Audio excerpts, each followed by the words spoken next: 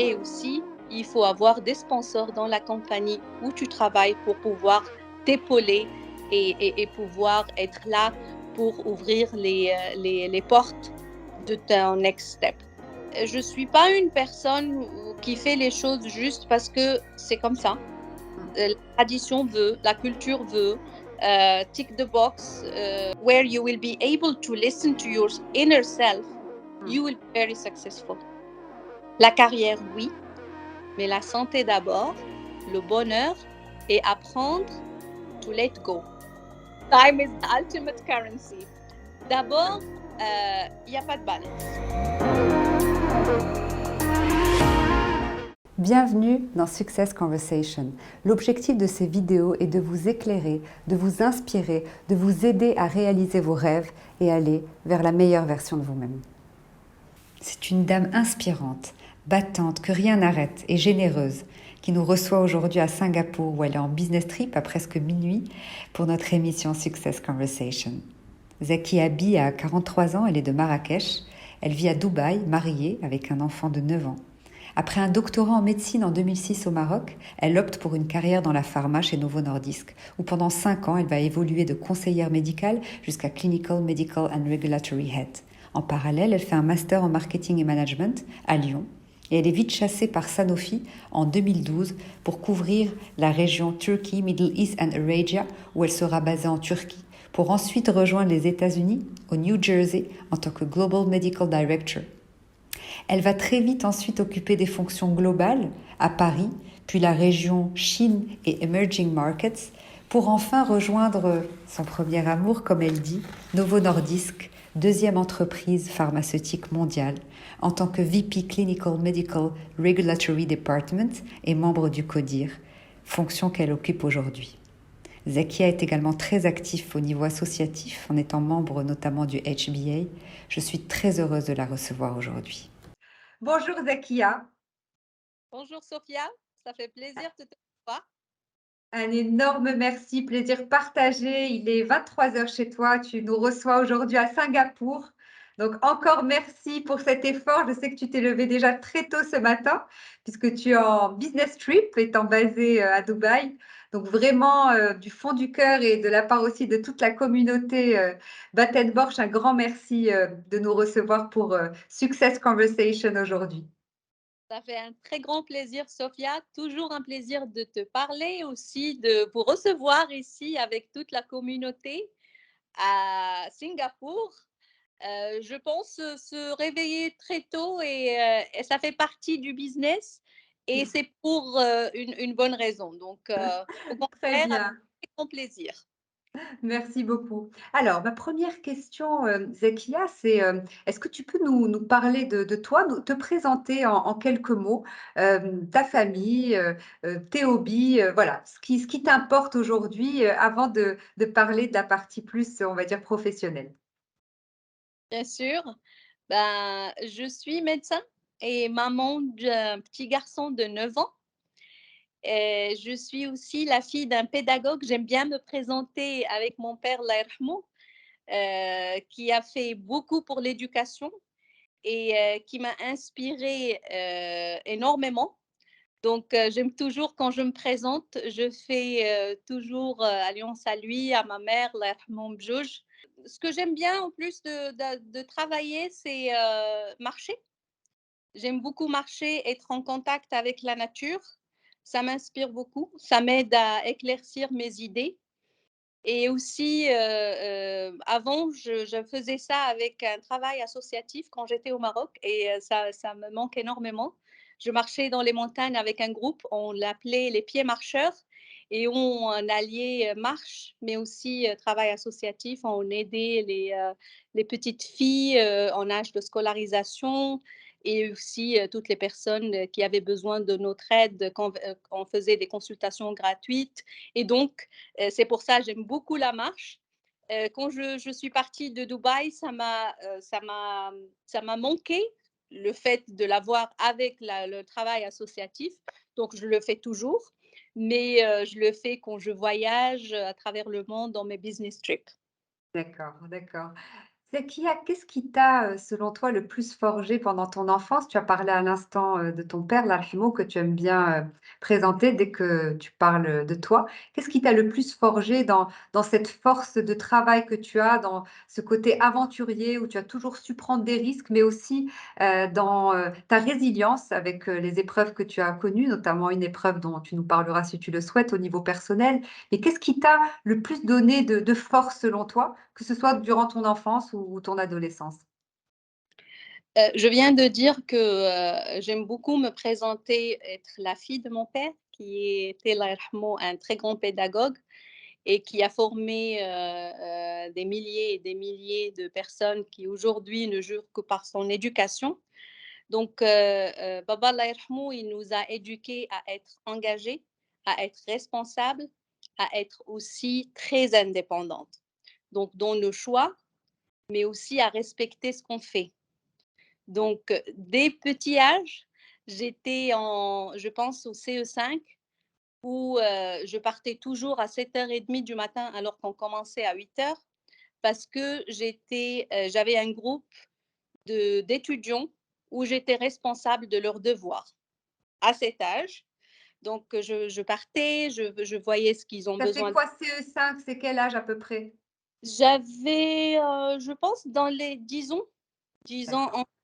Donc déjà 10 ans, tu t'occupais d'un groupe d'enfants à faire leurs devoirs. Et ça m'a beaucoup inspirée. J'étais très contente, même si je partais plus tôt. La responsabilité dès jeune âge, c'était quelque chose que ça me faisait plaisir, mais ça aussi, ça aidait beaucoup d'autres personnes et qui m'aide à vivre les valeurs que mon père, Allah yarhamou, a essayé d'inculquer dans chacun d'entre nous. Mmh. Donc, c'est ce qui a un peu forgé ma personnalité aussi et mon choix de faire médecine par la suite parce que j'étais toujours dans le giving, de donner, de supporter, d'aider. Et quand j'étais en train de réfléchir comment être dans l'excellence, mais aussi pouvoir servir et donner. Et c'était beaucoup de la générosité de mon père, Allah yarhamou, qui a vraiment été à cheval sur nous. En fait, il n'a jamais dit tu fais médecine parce que ça me fait plaisir, mais il a inculqué toutes ces valeurs et il nous a vraiment responsabilisés dès jeune âge pour nous laisser choisir quelque chose qui va nous aider à servir la société comme ce qu'il a fait pendant 42 ans. Il était dans quoi exactement? Il était dans l'éducation. D'accord, dans l'éducation lui-même, d'accord. Un petit clin d'œil d'ailleurs à ta sœur qui est une dame aussi brillante, Bouchrabi, Oui, directrice, générale du collège La Salle, au Maroc. absolument. Ouais. Et je peux te dire que Bouchra aussi, elle a beaucoup aidé et influencé ma carrière, surtout la partie du master en marketing pharmaceutique. Et aussi, elle est un rôle modèle dans tout ce qui est persévérance, responsabilité, excellence dans ce qu'elle fait. Et aussi, elle a inspiré non seulement moi et toutes les personnes de notre famille, mais je pense beaucoup d'autres femmes au Maroc qui ne Je jurent que je confirme, je confirme. par Alors Zakia, justement, tu as fait des études de médecine au Maroc, qui sont pas simples, qui sont pas courtes non plus. Et au moment où, tu es médecin, tu décides de prendre une voie, on va pas dire différente, mais connexe. Est-ce que tu peux nous en dire plus? J'ai beaucoup reçu cette question, que ça soit dans les entretiens avant quand je postulais ou j'ai été approchée pour des boulots, mais aussi par, toutes les personnes, qui sont intéressées par mon parcours pour dire: «Finalement médecin, mais tu n'exerces pas, pourquoi?» En fait, quand j'ai fini, et j'ai eu mon doctorat, j'ai exercé un peu et c'était pour quelques mois et là, j'avais un petit sentiment que, Heu, d'abord, je ne veux pas rentrer dans les détails de comment, était la situation des hôpitaux et est-ce que je peux donner, mais je vais plutôt me concentrer sur moi et sur mon parcours pour dire que j'avais le sentiment que je veux apprendre, mais je veux aussi aider les patients, mais d'un autre angle, qui est la recherche et que c'était là où j'ai rejoint l'industrie pharmaceutique, où on suit l'innovation et on aide les patients avant que le produit arrive. on aide les patients d'un autre côté. On est vraiment patient-centric, mais aussi, we bring the innovation it matters, et ça continue mon éducation et ça vraiment aide à assouvir la curiosité de la science que j'ai et que j'ai toujours, que j'avais et que j'ai toujours, qui n'était pas assouvie par juste un doctorat en médecine, ouvrir un cabinet dans ce temps. Alors, tu as été une globe-trotteuse, hein, tu as commencé par le Maroc, ensuite la France, alors que je me perde pas, puis, les États-Unis, et enfin Dubaï, où tu es actuellement basée, n'est-ce pas? En fait, il y avait un peu Maroc, Dubaï, les États-Unis, la France, puis retour à Dubaï. Alors effectivement, je présente rapidement, ton parcours, hein, dans ta bio en introduction. Quelles sont selon toi les plus grandes forces qui t'ont aidé, à aspirer à toutes les plus belles positions? Finalement, aucune n'a pu résister, à ce parcours, je dirais, à toutes celles pour lesquelles tu t'es projetée. Sophia, en fait, c'est dû au domaine. Le domaine de la recherche, il est très vaste. Et puis, quand j'étais au Maroc, je faisais partie de Novo Nordisk, où j'étais aussi pas, faisais partie du département Clinical, Medical and Regulatory, qui est un département qui est harmonisé pour la recherche et autour de la recherche, mais qui était focus sur le Maroc. Donc, après presque 6 ans, j'avais besoin de plus. J'avais besoin de faire une expérience, d'avoir une expérience internationale. Et là, j'ai commencé à chercher. Et ce que je dis aujourd'hui, quand on me pose aussi la question, il n'y a rien qui arrive sur un plateau en or. Il faut qu'on dresse notre rêve et c'est quoi notre prochaine étape. Il faut le faire avec un plan super strict. C'est quoi, qu'est-ce que je fais et de quoi j'ai besoin pour arriver là. Donc, j'ai commencé ma recherche, comment je peux bâtir mon expérience internationale. Et là, j'ai été contactée et aussi être en contact avec d'autres pharma et aussi Novo Nordisk dans le temps, où s'est présentée l'opportunité de pouvoir le faire dans une région à Dubaï. Puis par la suite, j'avais pas assez de le faire, c'était du pays, région. Quand j'ai fini la région, c'était le rôle de, OK, maintenant c'est un grand marché. Quoi de plus grand qu'aujourd'hui dans le not only pharma, mais dans d'autres domaines que les États-Unis. Et là, je me suis, I raised my voice et j'ai dit à Sanofi dans le temps, je veux partir aux États-Unis. Et as I was among the talents, ils n'ont pas dit non et ils m'ont encouragé, ils m'ont supporté pour avoir une expérience aux États-Unis. Quand c'était fini et que j'ai fait le tour de la question, again, c'était planifié et que c'était quelque chose qui était après un grand marché qui est très mature market. Mmh. C'est ça, c'est quoi? C'est être dans le global. C'est avoir un global role qui est manager worldwide. Et encore, c'était raise your voice, make a plan, et il faut être sincère par rapport à son plan de développement et il faut se l'approprier. Personne, again, ne vient et ne te le donne. C'est ton plan. Tu dois vraiment le mettre très strict avec des timelines et aussi, il faut avoir des sponsors dans la compagnie où tu travailles pour pouvoir t'épauler et pouvoir être là pour ouvrir les portes de ton next step. Donc, c'était comme ça comment je l'ai fait. Aujourd'hui, je suis de retour à Novo Nordisk pour une région que je n'avais pas faite, qui est la région Asia-Pacifique. Oui, de Et retour, parce que pour rappel, tu as commencé au Maroc pendant 6 ans et tu as fait un comeback to Novo Nordisk entre-temps. Je crois qu'ils sont devenus deuxième entreprise pharmaceutique mondiale alors qu'ils étaient quatrième, c'est bien ça? c'est exactement. Ils sont deuxième et ils sont aussi Best Place to Work et Best Place to Work for Women. Mmh. Alors C'est dis-nous en plus, qu'est-ce qui a fait déjà ce comeback to Novo Nordisk? Et après je reviendrai sur cette histoire de trouver des sponsors parce que c'est sûr que quand on voit ton parcours, vraiment Zakia, ça fait rêver. et on a envie de se demander quels sont tes ingrédients du succès. Alors, tu as parlé bien sûr, de ton éducation, de ce modèle inspirant qui était ton père, de ces valeurs, vraiment, solides qu'il vous a inculquées, mais quand même aussi, voilà, j'aurais d'autres questions par rapport à ça. Du coup, peut-être pour commencer, qu'est-ce qui a fait ce comeback to Novo Nordisk? Novo Nordisk, pour moi, c'est comme le premier amour. C'est la compagnie qui m'a vraiment train, qui m'a ouvert ses portes. Novo Nordisk est une compagnie qui est people focused, donc, et qui est patient centric. Je ne veux pas dire que les autres pharma ne le sont pas, mais Novo Nordisk is really living by this value. On le dit, on le vit et on l'implémente. Mmh. Et ça a toujours été dans mon cœur. Et le jour où j'ai été rappelée pour revenir chez Novo Nordisk, je n'ai pas pensé deux fois, alors D'accord. que j'avais toutes les bonnes raisons pour rester là où j'étais, dans un global role à Paris, dans une autre grande compagnie aussi. Et donc, j'ai voulu revenir à cette famille parce que c'est vraiment family. Mmh.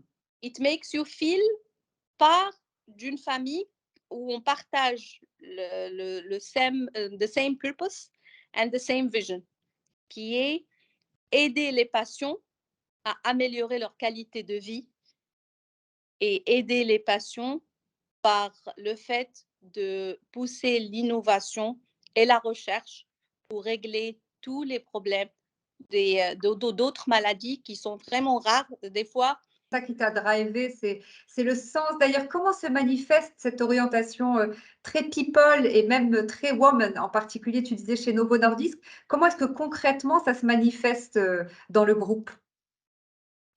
En fait, c'est pas très woman parce on vit aussi par diversity and inclusion, c'est ce qui fait la force du groupe. C'est un groupe très divers. On a je ne sais pas combien de nationalités, mais par exemple, dans mon équipe à Dubaï, c'est plus de 12 nationalités D'accord, très bien. et qui sont tous inclus. Et aussi, on valorise les femmes. On aide toujours à elevate les femmes, to elevate the other women. Oui, c'est ce que j'avais Donc, compris que tu as dit tout à l'heure, c'est ça. Mais et- dans le cadre, bien sûr, de l'inclusion et de la diversité. Exactement. Et c'est quelque chose qui n'est pas juste un objectif à atteindre. Ça fait partie des valeurs de la compagnie. Donc vraiment des valeurs qui se vivent, dans la réalité, quoi, en attributs comportementaux. C'est ça que tu as l'air de dire pour Novo Ab- Nordisk? Absolument. D'accord. Alors, quand on voit, bien évidemment les choix et les orientations que tu as prises, on se demande, Zekia, comment est-ce que tu as été aussi, à l'écoute de ce qui te motive? D'abord effectivement cette orientation vers la médecine qui était la bonne, mais ensuite, cet éveil que tu as eu à te dire, «Moi, c'est vraiment l'innovation, la recherche» et du coup, les choix que tu as empruntés qui sont complètement fidèles, au fait que tu aies pris conscience de cela. Qu'est-ce qui t'a aidé à être aussi congruente entre ce qui te motive et la voie que tu as empruntée? Je pense que c'est le fait d'être self-aware. Je ne suis pas une personne qui fait les choses juste parce que c'est comme ça. Mmh. La tradition veut, la culture veut, tick the box. Tu as fait médecine, tu ouvres ton cabinet, ou tu rejoins un hôpital, ou tu fais ta spécialité. Non, c'est self-awareness. Il faut prendre le temps vraiment de trouver what drives you. Parce que le jour where you will be able to listen to your inner self, Mmh. you will be very successful. You will not be driven by anything. Et ça, Tu c'est vas un travail que tu fais seule, personnellement? Est-ce que tu prends du temps? Parfois, c'est ce que je recommande aussi, hein, aux candidats qu'on accompagne. Est-ce que tu prends ce temps pour toi? Est-ce que tu as pris ce temps pour toi pour te dire, il faut que je me connaisse mieux, il faut que je travaille sur moi, il faut que je me connaisse, c'est ça? J'ai appris à prendre ce temps. Au début, j'étais vraiment dans l'action. Je prenais pas le temps de m'écouter, je prenais pas le temps de savoir. Je faisais les choses parce que je dois faire vite, je Mmh. dois speed up, I need to perform. Bien sûr. Bah oui, parce que tu es orientée résultat en même temps, donc ça fait partie aussi de toi. Mais il Et fallait mettre un peu de hauteur de vue, de sagesse. Et ça, aussi, je remercie aussi mes coachs et non seulement les coachs qui m'ont été assigned. Je suis une personne qui va vers les autres et qui va demander pour leur feedback. Qu'est-ce qu'ils pensent à chaque fois? Est-ce que j'ai bien fait? Qu'est-ce que tu penses que je dois améliorer? Et je sais toujours que pas mal de personnes peuvent avoir des perceptions, surtout dans le milieu de travail, mais aussi dans la vie. Et j'ai vraiment pas peur d'aller et de clarifier les perceptions. I don't Excellent. argue against, Mmh. mais c'est quelque chose que, je vais aller demander, Sophia, la dernière fois quand on s'est parlé, «Tu penses que c'était bon?» ou «Comment, how did I come?» Et moi je le fais pour moi aussi et je le compare. Mmh. Avant, j'étais super stricte avec moi-même. Il y avait aimé pour le I aim always for the excellence. Donc, I was very perfectionniste et j'étais très hard. Après, non, quand tu t'écoutes Oui. et quand tu sais vraiment c'est quoi tes drivers et qu'est-ce qui vraiment help you in your and bring your better you, Mmh. et qui fructifie ta passion. Your best self. Your best self, exactement. Là, c'est bon.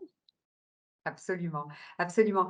Alors, ce qui bonifie aussi beaucoup, ce sont les épreuves de la vie. Quelle a été pour toi, Zakia, ta plus grande épreuve? Il y a 6 ans, j'ai perdu mon mari, mais avant D'accord. d'avoir perdu mon mari, j'avais aussi perdu mon père et c'était dans un moment où j'ai pas pu voyager, j'ai pas pu être, là avec ma mère, avec mes sœurs, avec, toute la famille pour l'enterrer, pour le dernier au revoir. Parce que mon mari, dans ce temps-là, il était malade et j'avais, Adam, mon fils, dans ce temps, il avait 3 ans.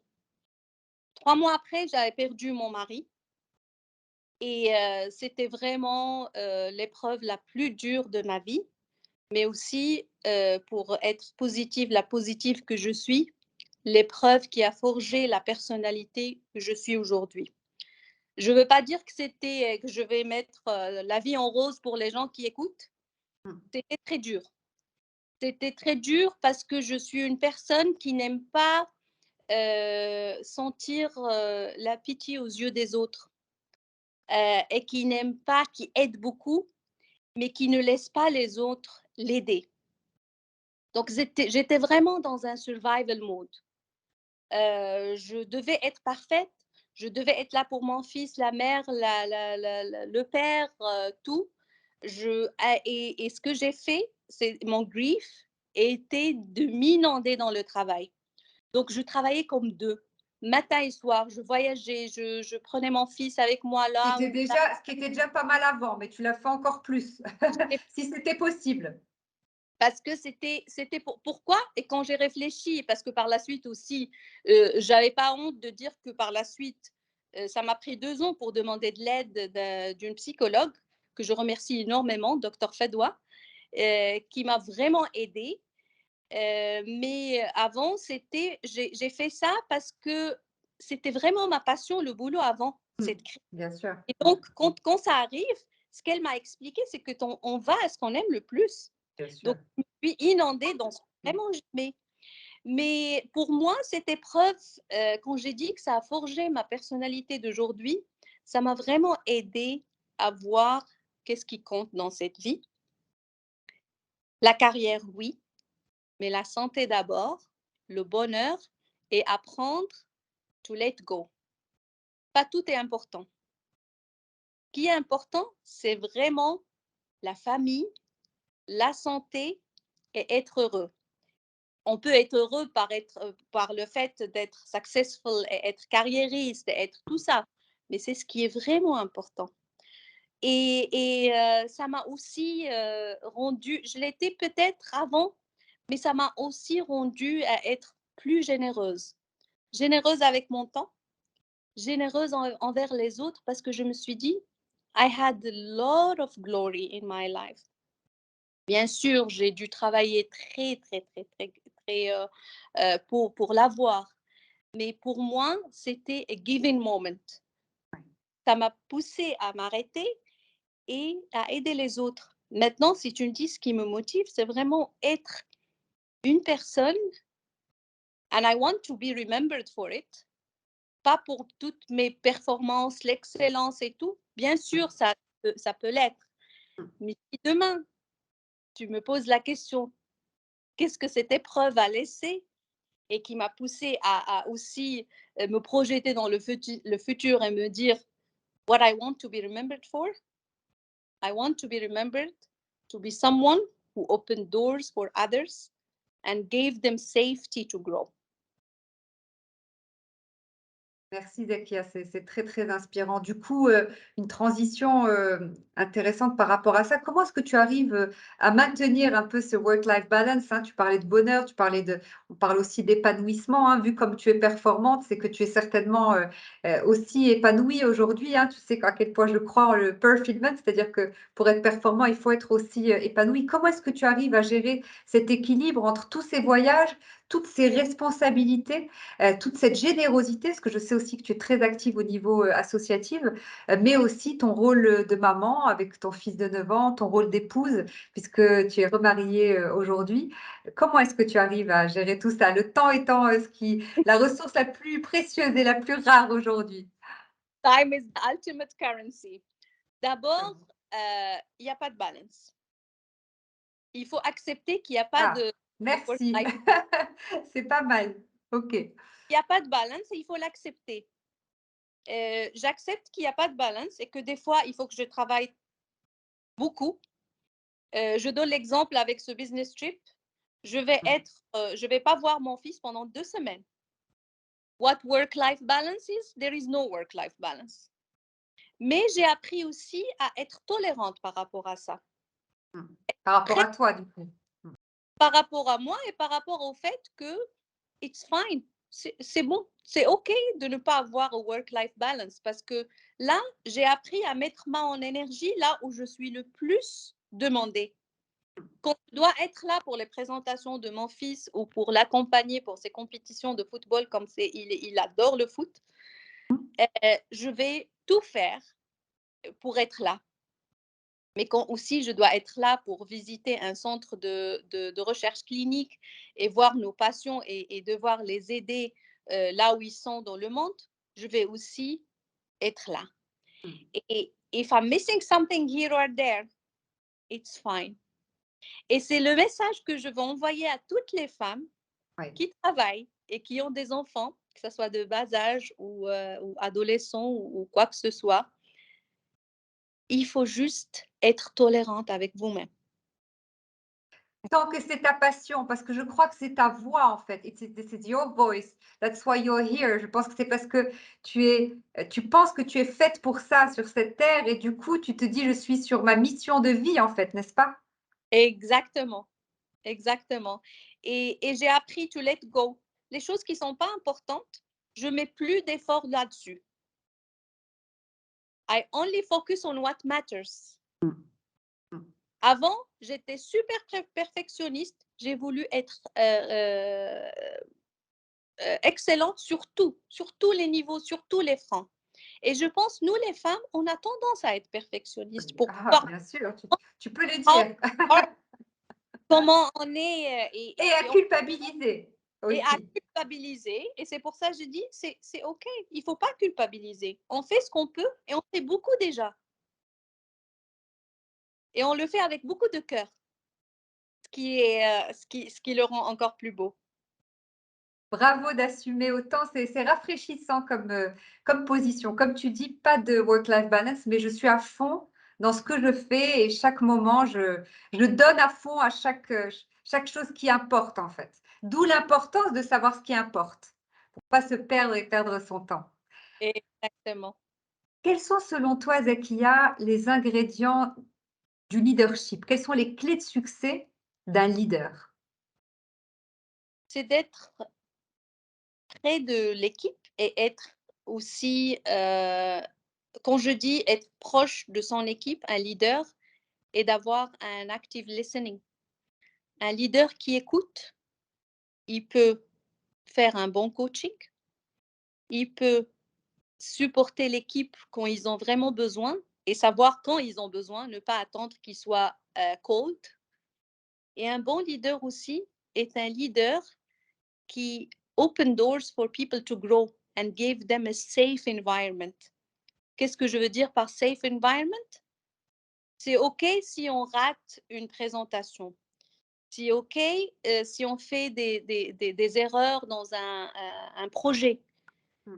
Ils vont vraiment ressentir que ce leader, il est là to back them up and to help them learn from their mistakes. Pour moi, c'est vraiment, et on ne peut pas le faire if we are distant. Si on est proche, Sûr. approach, on peut avoir de l'active listening et on peut détecter tout ça. Et on peut aussi être le guide, not the challenging person, qui va juste faire le boss. C'est pour ça on voit toujours ces comparaisons entre un boss et un leader. Absolument, absolument. Est-ce qu'il y a quelque chose que tu aurais aimé faire autrement, Zakia? Oui, je pense que j'aurais bien aimé être beaucoup plus proche des passions. Aujourd'hui, plus we take the second leap in your career, Bien sûr. on est beaucoup plus loin des Oui, passions, plus on monte dans la hiérarchie, plus on s'éloigne, plus des on s'éloigne. patients. Et c'est pour ça, de temps en temps, pour les personnes qui nous écoutent, je pense aussi on how I will retire. Je commence à visualiser, comment j'étais en train de réfléchir à prendre la carrière internationale. Ça va être quelle partie du monde? Je devais couvrir worldwide pour avoir une grande expérience. Aujourd'hui, je suis en train de réfléchir on what really matters. Est-ce que j'aurais pu faire mieux pour être proche des passions beaucoup plus? Et je ne serai pas, I mean, I will not be surprised if tomorrow I go back to practice. Me neither. I won't be surprised. Je pense aussi à suivre, on va dire, à suivre. Quel conseil, Zakia, est-ce que tu donnerais aux jeunes aujourd'hui et en particulier aux jeunes, au Maroc? Je veux juste commencer par, il faut avoir vraiment la clarté et la persévérance. La clarté, je donne un exemple, il faut être clair sur ce qu'on veut vraiment faire. Qu'est-ce qui nous motive dans la vie? Parce que c'est ce qui va nous aider à réussir. Qu'on prenne une orientation de 4, 5, 7 ans ou même plus, il faut de la longue haleine. Et si on n'aime pas, si on choisit ce que les autres veulent pour nous, je ne pense pas que ça va les aider à réussir. La persévérance, il faut vraiment, il n'y a rien qui est facile dans cette vie. Et je pense que les jeunes d'aujourd'hui, avec social media, avec tout ce qui est digital, je pense qu'ils sont en train de voir leur carrière du futur comme un mirage. C'est très loin. They cannot materialize it. Il faut vraiment être pragmatique et il faut avoir vos rêves avec du hard work. Il n'y a rien qui arrive sur un plateau en or, je vous rassure. C'est pas aussi simple que ce qu'on vous miroite. Il faut avoir de la vision, il faut mettre de la persévérance et beaucoup de hard work. Pour moi, c'est mon recipe of success. En dehors de ça, ça va être dur. Et il ne faut pas avoir peur de changer d'orientation quand on ne se sent pas que we are living our passion. Se donner le droit à l'erreur, en fait, parce que Absolument. c'est pas évident. Il faut tenter jusqu'à ce qu'on se sente vraiment quand on est dans la mission de notre vie. C'est ce qui va nous aider à réussir, à vraiment être passionné par notre boulot dans le futur. Merci Zakia, c'est très convaincant. De quoi, ce sera ma dernière question, de quoi Zakia es-tu la plus fière? Je suis très, très fière de pouvoir à sortir très, très forte d'une épreuve qui aurait pu me casser, d'une épreuve, qui aurait pu, me faire, baisser les bras et laisser, envoler mon rêve. Je suis aussi très fière d'avoir aujourd'hui pu éduquer et continuer à éduquer un enfant qui est healthy and happy et que je le prépare, inch'Allah, pour être aussi successful dans quelque chose qui va lui faire plaisir. Donc, le voir vraiment épanoui, balanced, heureux, c'est un de mes plus grandes fiertés que je vais continuer à nutrir, à assouvir ou Ouais, nourrir, ouais, ouais. à nourrir, Alimenter. à alimenter de plus en plus.